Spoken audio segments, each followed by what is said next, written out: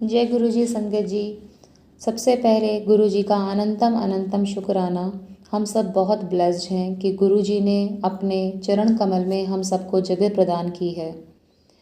ये सत्संग जो मैं आज शेयर करने जा रही हूँ, ये सत्संग है श्रीमती नीरा ओबराय जी का दिल्ली से।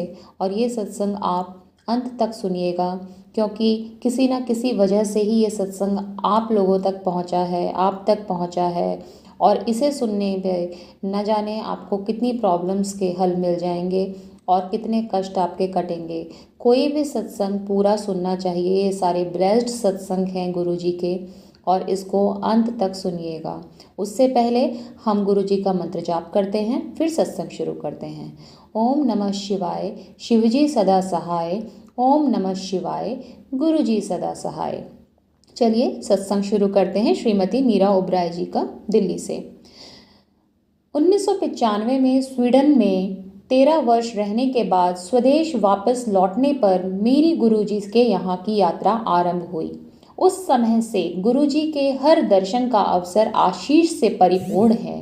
एक यादगार घटना, जब मैंने गुरुजी के यहाँ जाना आरंभ किया, मैं शांति और स्थिरता की खोज कर रही थी।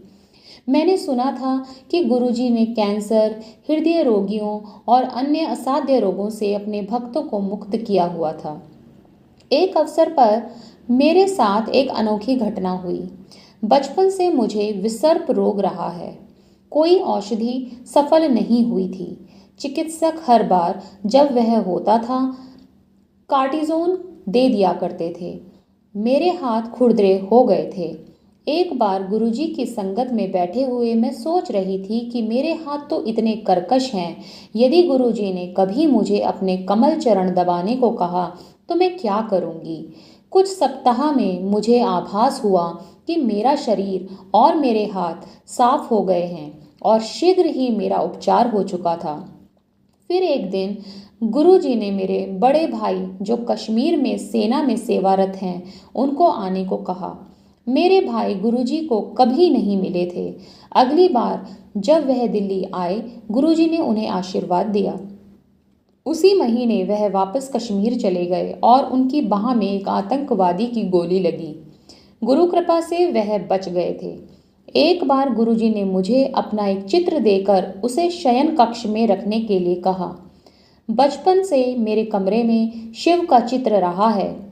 आज भी मेरे जीवन में कोई समस्या, शंका या सुख के अवसर आते हैं, मैं सदा उन्हें गुरुजी के साथ बांटती हूँ और गुरुजी ने मुझे सदा उत्तर दिए हैं। जब मैं दिल्ली से बाहर होती हूँ, उनकी कमी का आभास होता है। गुरुजी ने मुझे स्वप्न में भी दर्शन दिए हैं।